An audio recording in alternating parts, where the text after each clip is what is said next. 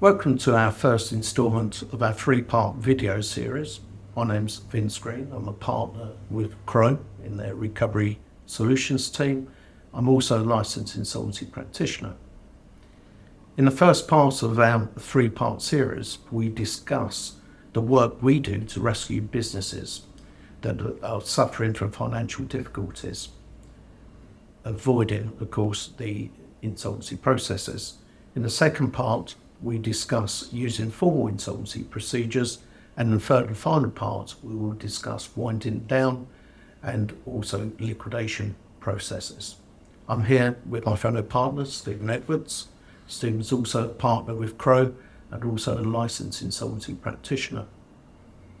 In recovery solutions, and as insolvency practitioners, we help businesses with restructuring, recovery, and insolvency. There can be a lot of negativity surrounding the title insolvency practitioner, which is frequently aligned with doom and gloom, but we regularly get involved with helping businesses recover from their financial difficulties. So Stephen, what processes do you think directors go through before picking up the phone to speak to us? Well, I think there's many.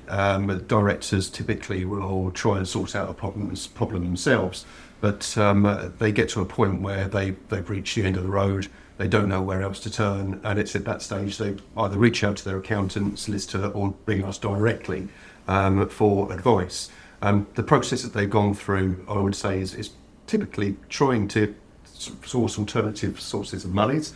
That could be by way of new finance or injecting monies themselves, or they could have tried to negotiate with their creditors to try and agree repayment terms. So typically when you meet with directors, the initial meeting, what are your objectives? We've got the same mantra here, Vince, and that's that we always sit there and we go into a meeting with an open mind, with no preconceived agenda, and we listen.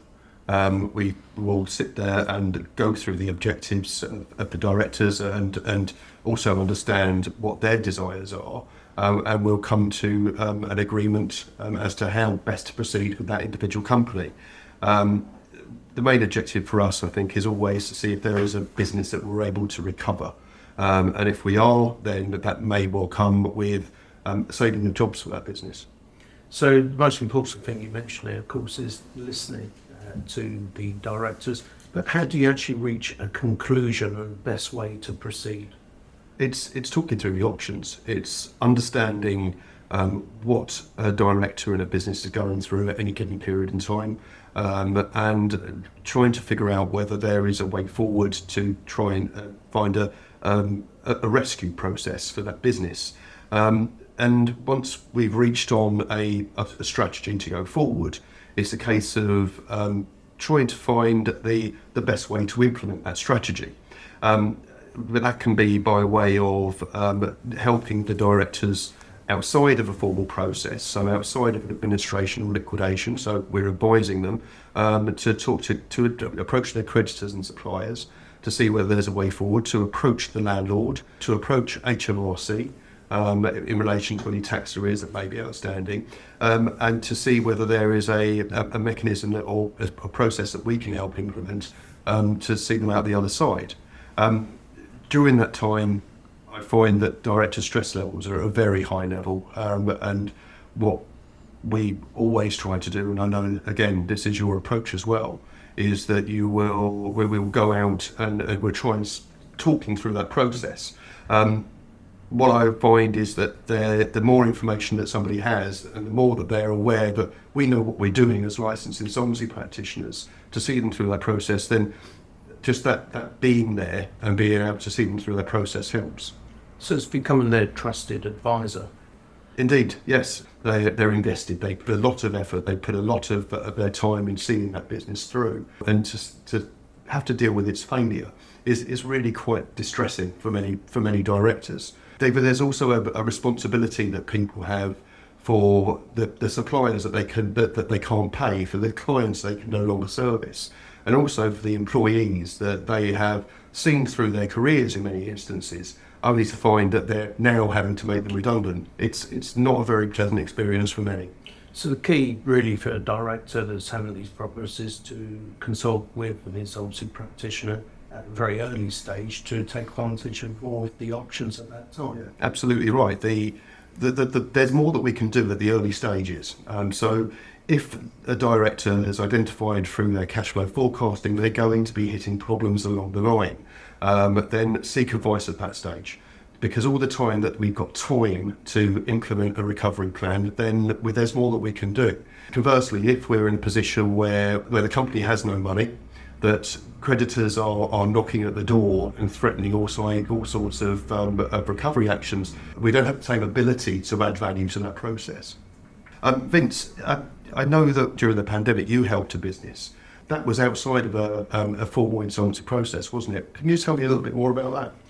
Yeah, this was an opportunity I had to actually work with the directors to find a solution.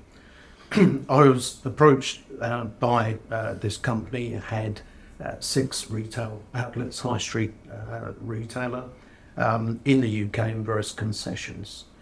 They had approached me with the idea that the only option they had was administration, and that effectively would drastically affect the performance of the company. So because they came to me earlier, I was able to talk through all the options that they had, including avoiding the formal insolvency procedure. Now, the problem they had, they owed around about £7 million worth of rent for those 6 units. They had tried to negotiate with landlords at that time weren't particularly taking a commercial view. So we discussed the options, and I was then instructed to actually negotiate with the landlords with the help of a specialised agent for that purpose. And we consulted with the landlords. Initially, there was an awful lot of resistance, but being insolvency practitioners, of course, we're quite tenacious. And I'm pleased to say that we renegotiated on 4 units, and the rent, the unpaid rent, was actually written off. And for the 2 other stores, we actually closed those without financial penalty. It saved jobs, apart from those with the 2 units that unfortunately closed. And I'm pleased to say that those businesses are still trading today. The directors were very thankful because they avoided the insolvency process, and is protecting the position of the creditors and, of course, the shareholders. Indeed, that's very interesting. So many companies enter into a formal insolvency process. What do you think is needed to avoid that?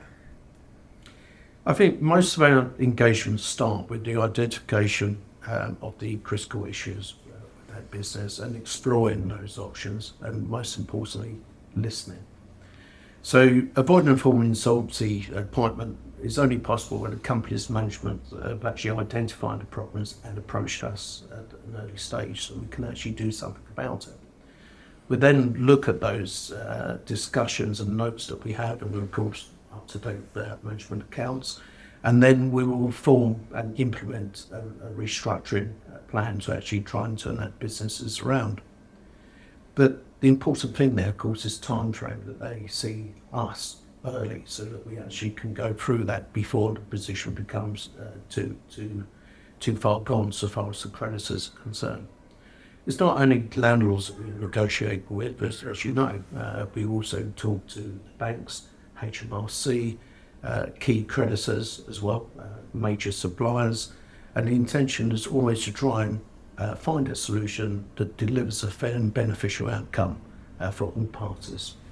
I think it's all about adding the value to the shareholders, isn't it? Just trying to see that business out. Absolutely right. It's good work. So I think that what we can say is that the main benefit of informal processes, it avoids reputational damage to a business, and that business can continue on stronger than it was before our instruction. And it's one, as insolvency practitioners, where we have a high level of job satisfaction for the value that we add to a business. I hope that this video has been informative and that it provides an insight into the benefits that insolvency practitioners can provide to businesses with financial problems. The next of our video series will look at the use of administrations and company voluntary arrangements as rescue processes for a business. we look forward to you joining us next time.